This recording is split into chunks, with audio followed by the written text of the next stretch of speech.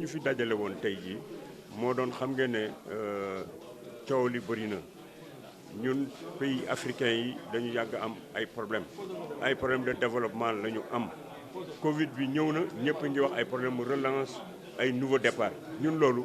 dañ cee yàggoon a nekk parce que nouveau départ ak relance de l'économie ñun dañ ko yàgg a wax dañu yàgg wax ne Afrique mën na sax bañ ñu leen di defal ay aide soxla wuñu aide li ñu soxla mooy suñu ressources minières yi ñu am ak suñu compétences yi ñu am nañ leen utiliser pour jël suñu destin en main parce que Europe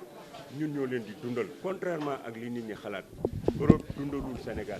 Sénégal mooy dundal France Côte d'Ivoire mooy dundal France parce que suñu ressources minières la ñuy jël di leen ko jox ñu koy transformer seen i industrie di dox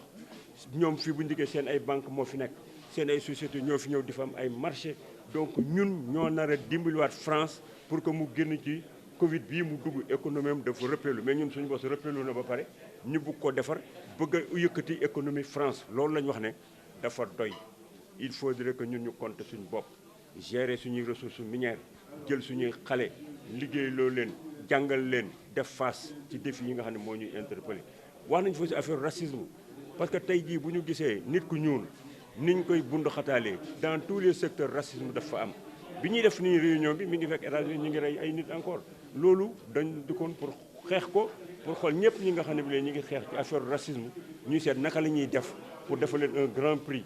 et que Dakar gii tey dañ ne moom moo war a nekk le point de départ ci mouvement bii nga xam ne bii jël nañ ko pour yee ci la jeunesse africaine pour que ñu def face ci défi yi nga xam ne moo ñu interpellé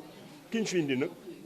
ku jar a àndal la parce que dafa xeex di xeex ba léegi mënoon na dem jël retraite am mais mi ngi continuer di xeex moo tax ñu bëggoon tey jii daal liñ fiy jëlee ngeen partagé ko ak jeunes yi ak mouvement yi fi nekk yëpp nga xam ne bëggoon na noonu xeex ñu bàyyi suñu suspicion yi parce que nit ñi bu ñu tasantewul waxtaan duñ xamante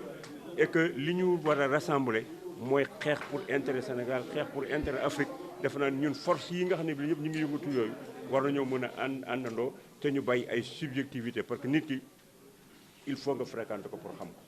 mais mënoo di seen nit rek di ko jox ay qualificatif di ko dëkkaloo ci ay néeg te xamoo li muy def ñun li ñu intéressé mooy intérêt Sénégal intérêt Afrique te daañu ko jéem a dox ci ni mu waree bu soob yàlla. non wax nañ bu ñun duñ ci nekkaat ci revenir li ñu wax ne la léegi les présidents africains et puis les Africains doivent rompre avec l'accrochage ci mandat yi ba pare war nañoo xam ne peuple bi moo leen yónni et que contrat durée déterminée nanu nan bàyyi peuple bi di choisir loolu wax na lépp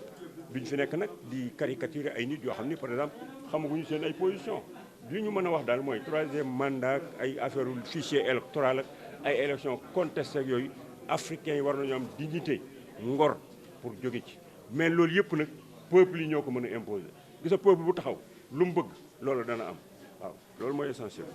Merci beaucoup. Merci président.